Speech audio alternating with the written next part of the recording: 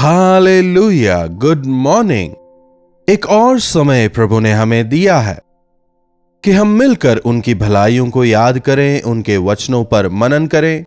तो आइए थोड़ी देर हम मिलकर अपने तमाम अन्य कामकाज को छोड़कर प्रभु के वचनों पर मनन करें, प्रभु से सुने।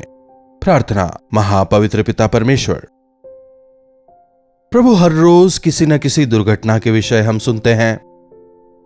हर रोज कितनी समस्याओं का सामना करते हैं। टीवी ऑन करते ही, न्यूज चैनल्स देखते ही वहां पर ब्रेकिंग न्यूज नजर आते हैं, जो अधिकतर दुखी करने वाले, हैरान करने वाले ही होते हैं। हमारे हृदयों को अस्त व्यस्त कर देते हैं। प्रभु, आपका सानिध्य हमें शांति देता है। अपने वचन द्वारा हमें तसल्ली दें। यीशु के नाम से प्रार्थना मांगते हैं, आमीन। आज कितने सारे न्यूज चैनल्स हो गए हैं ना। किसी ना किसी चैनल पर ब्रेकिंग न्यूज चलता ही रहता है। ईरान ने इस्राएल को मारा, अमेरिका ने ईरान को मारा, दुनिया के दूसरे किसी कोने में बाढ़ आ रही है, अहमदाबाद में फ्लाइट क्रैश हो गया, कहीं और रेल एक्सीडेंट हो गया। कितने सारे भयभीत करने वाले, डराने वाले विषयों के विषय में हम सुनते रहते हैं। इन दिनों में बारिश ने हैरान कर रखा है। गर्मी के मौसम में बारिश आ रही है। बारिश का मौसम देखो तो इतना गर्म होता है। चलो अब थोड़ी बारिश हुई है, थोड़ा ठंडा हो जाएगा कहते हैं, तो एकदम गर्मी। कुछ समझ नहीं आता कि कब क्या हो जाए, है ना। कब कहां क्या हो जाएगा हमें नहीं पता। एक असमंजस भरी स्थिति में ही हर एक इंसान जी रहा है कि नहीं। हम जो कि प्रभु की संतान हैं, हम भी इसी संसार में जी रहे हैं, इसीलिए हमें भी इससे गुजरना पड़ेगा ही। देश की स्थिति, संसार की स्थिति, वातावरण की परिस्थिति, पापमय लोगों का अपने अधिकार को गलत तरह से इस्तेमाल करना, ये तमाम चीजें हमें भी प्रभावित करती हैं। ऐसी परिस्थितियों को देखकर हर कोई घबरा जाएगा। पल पल बदलने वाली परिस्थितियों में यदि हमें दृढ़ खड़े रहना है, प्रभु यीशु मसीह एकमात्र भरोसा है। मत डर और तेरा मन कच्चा न हो, मैं तेरे साथ हूं, प्रभु कहते हैं। समय मेरे हाथों में है, बचाने वाला मैं हूं। प्रभु के इन वचनों पर यदि हम भरोसा करें, यदि हम प्रभु पर निर्भर हों, हम तसल्ली पाएंगे। जब तक हम इस संसार में हैं, संसार की परिस्थितियों से हम बच नहीं पाएंगे। तमाम कष्टों को उठाते हुए ही हमें स्वर्ग पहुंचना है, पौलुस स्पष्टता से कहता है। स्वयं प्रभु यीशु मसीह भी कहते हैं, इस संसार में तुम्हें दुख उठाना होगा। देखिएगा इस वचन को प्रभु यीशु यहां पर क्या कहने का प्रयास कर रहे हैं। यूहन्ना रचित सुसमाचार उसका 16वां अध्याय उसकी 33वीं आयत। मैंने तुमसे यह बातें इसलिए कही हैं कि तुम्हें मुझ में शांति मिले। संसार में तुम्हें क्लेश होगा, परंतु ढाढ़स बांधो, मैंने संसार को जीत लिया है। इस संसार में तुम्हें क्लेश होगा, परंतु ढाढ़स बांधे रहो। उस क्लेश के प्रवाह में बहते मत चले जाओ, तकलीफों के आगे झुक ना जाओ। जब हमारे सामने परिस्थितियां काफी विकट होती हैं, हम कड़वाहट से भर जाते हैं, गुस्सा होने लगते हैं, हम में एक प्रकार का विरोधी मन उत्पन्न हो जाता है, यहां तक कि हम परमेश्वर तक को भला बुरा कहने लगते हैं। विपत्ति के दिनों में यदि तू साहस छोड़ दे तो तेरी शक्ति बहुत कम है, बाइबल हमें बताता है। विपत्ति के दिनों में ही हमें साहस चाहिए। संघर्ष के दौरान ही हमें ताकत की जरूरत है। यह सामर्थ्य, यह साहस हमें स्वतः नहीं मिलेगी, इसीलिए हमें प्रभु यीशु मसीह पर आधारित रहना सीखना है। समझ रहे हैं। संसार में क्लेश उठाना होगा, आप किन समस्याओं से जूझ रहे हैं? मैं जब मीटिंग्स वगैरह में जाता हूं, मैं लोगों से पूछता हूं आपकी समस्याएं क्या हैं, और आप लोग व्हाट्सएप और मैसेजेस वगैरह भी करते हैं ना। कितने प्रकार के समस्याओं से आज लोग जूझ रहे हैं? पारिवारिक समस्याएं, शारीरिक बीमारियां, आर्थिक, सामाजिक समस्याएं, विभिन्न प्रकार की समस्या, घर में, नौकरी में, सड़कों में ट्रैफिक जाम, है ना। यह तो बहुत कम है। कितने सारे लोग विभिन्न प्रकार की समस्याओं से जूझ रहे हैं। आज देखिए कितने विभिन्न प्रकार की बीमारियां हैं। हर रोज आपको कुछ ना कुछ एक नई बीमारी नजर आ जाएगी। कोई एक नया वायरस आ गया। शरीर के हर एक अंग के लिए डॉक्टर हैं। Neurologist, heart specialist, orthopaedics, oncologist, सब हैं। लेकिन फिर भी बीमार होकर इंसान डर के जीवन बिताता है। नई नई बीमारियां आए दिन हमें सुनने को मिलती हैं। न्यूज चैनल्स की वजह से, इंटरनेट की वजह से, सोशल मीडिया की वजह से संसार के किस भाग में क्या हो रहा है हमें तुरंत पता चल जाता है। एक क्षण अगर खुश हैं तो दूसरे क्षण आंसू। सेंसेक्स देखा है ना, एक क्षण वो ऊपर जाता है, खुश होते हैं, अगले ही क्षण नीचे आ जाता है, नुकसान हो जाता है। जब सेंसेक्स ऊपर जाता है इन्वेस्टर्स खुश होते हैं, जब नीचे आता है रोने लगते हैं। कुछ भी स्थिर नहीं है। किसी पर विश्वास ना करें, किसी पर भरोसा ना करें, केवल प्रभु पर विश्वास करें। वे ही स्थिर हैं, वे हमें स्थिर करते हैं। वे बलवान हैं, हमें बलवंत करते हैं। वे जयवंत हैं, हमें जयवंत करते हैं। परीक्षाओं का सामना करना पाप नहीं है। परीक्षाओं में गिरकर हार जाना पाप है। परीक्षाओं पर जय पाने वाला धन्य है। परीक्षाओं के ऊपर हमें जयवंत होना है। अगर युद्ध होता है तो उसमें जयवंत होना आवश्यक है। अगर बच्चों के एग्जाम्स ना हो तो अच्छा होता, शायद कुछ लोग ऐसा सोचते हो, लेकिन परीक्षाएं जरूरी हैं उनकी कैपेबिलिटी को जांचने के लिए। उन परीक्षाओं में जब पास होंगे तभी तो वे अगले क्लास में जाने पाएंगे। जब प्रभु परमेश्वर हमें ऊंचाई पर उठाना चाहते हैं तब हमारे लिए वे एक टेस्ट रखते हैं। उस टेस्ट को देखकर अगर आप घबरा जाएं तो आपका विश्वास कहां रहा।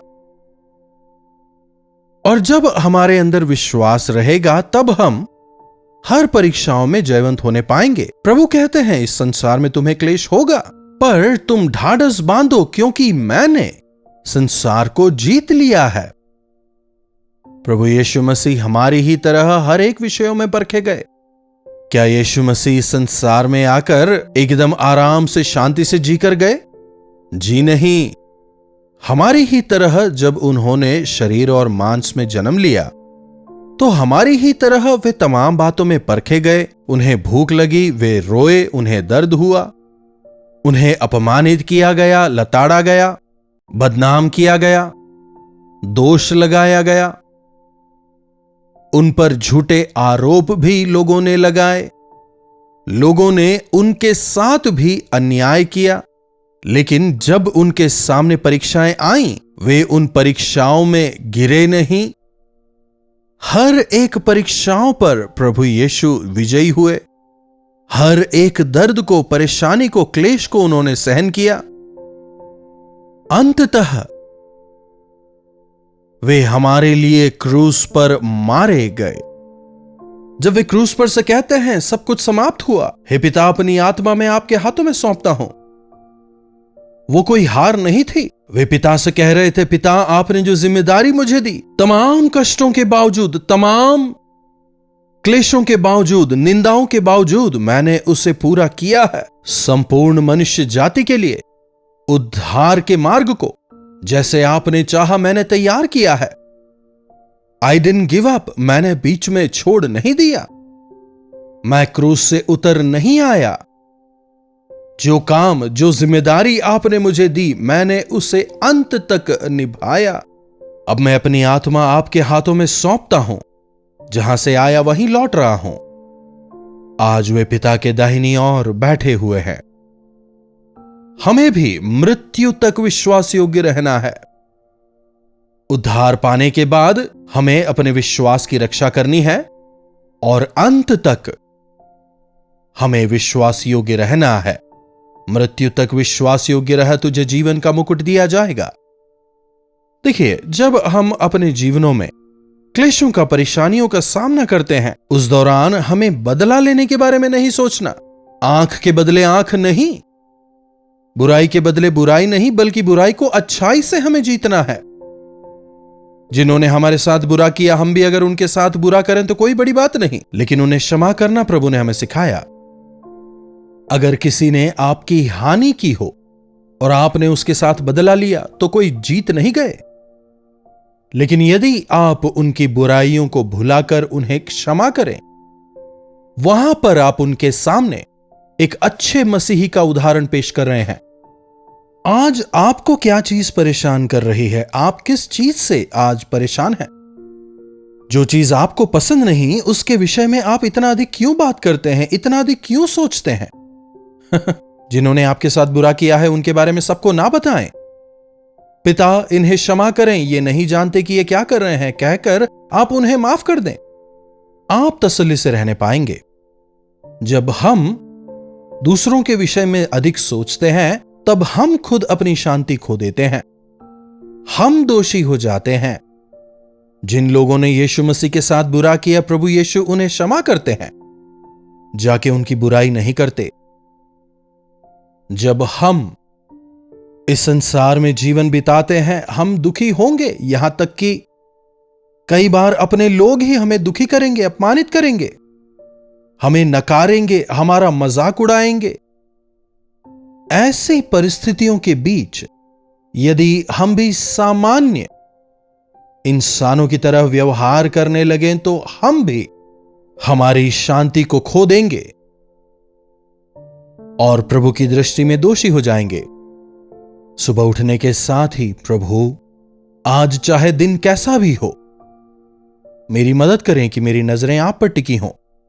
परिस्थितियां चाहे कैसी भी हों, मैं बिना घबराए, मुझे थामने वाले प्रभु हैं, मुझे जय देने वाले प्रभु हैं। उन्होंने इस संसार पर जय पाई है और वे मुझे भी जयवंत करेंगे। इस विश्वास के साथ, प्रेम के साथ में आगे बढ़ने का निर्णय आप लें। किसी भी बात को लेकर आप घबराएं ना, दुखी होकर बैठे ना रहें, किसी भी बात को लेकर नकारात्मक ना हो, डर के आगे बढ़ने से ना रुकें। चाहे कोई भी कैसा भी व्यवहार करे, लेकिन मैं अपने प्रभु के जैसा ही व्यवहार करूंगा। अपने प्रभु पर मैं आधारित रहूंगा। मेरे प्रभु मेरी ओर रहकर मुझे जयवंत करेंगे, ऐसा विश्वास करें। एक और वचन देखिएगा, पहले कुरिन्थियों की पत्री, उसका 15वां अध्याय 27वीं आयत से, परंतु परमेश्वर का धन्यवाद हो जो हमारे प्रभु यीशु मसीह के द्वारा हमें जयवंत करते हैं। हमारे प्रभु यीशु मसीह के द्वारा हमें जयवंत करने वाले परमेश्वर को कोटि कोटि धन्यवाद। प्रार्थना। महापवित्र पिता परमेश्वर, प्रभु, आपके नाम में शक्ति है, आपके नाम में सामर्थ है। आपके जरिए असंभव संभव हो सकते हैं। हम विश्वास करते हैं। प्रभु, अपनी परिस्थितियों को देखकर, संसार की परिस्थितियों को देखकर हम घबराने वाले ना हो जाएं, बल्कि आप पर अपने विश्वास को, अपने भरोसे को रखते हुए आप हमें जयवंत बनाएंगे। इस भरोसे के साथ आप में दृढ़ होकर आगे बढ़ने का अनुग्रह हमें से हर एक को दें। यीशु के नाम से प्रार्थना मांगते हैं, आमीन। अब हमारे पिता परमेश्वर का प्रेम, प्रभु यीशु मसीह का अनुग्रह, पवित्र आत्मा की संगति और सहभागिता हम से प्रत्येक के साथ आज, कल और सर्वदा बनी रहे, आमीन। प्रभु परमेश्वर की महिमा हो। अपने प्रार्थना विषयों को आप हमें 9884907779 पर व्हाट्सएप, वॉइस मैसेज या फिर टेक्स्ट के जरिए भेज सकते हैं। हमें आपसे सुनकर आपके बारे में जानकर, आपके साथ मिलकर आपके लिए प्रार्थना करने में काफी प्रसन्नता होगी। आप भी प्रार्थना करें, प्रभु चमत्कार करेंगे। केवल प्रार्थना विषयों को ही नहीं, अपनी गवाहियों को भी आप हमें भेज सकते हैं। प्रेज रिपोर्ट्स को भी आप भेज सकते हैं। उनके लिए हम मिलकर प्रभु की स्तुति करेंगे। आप कहां से हमसे जुड़ रहे हैं?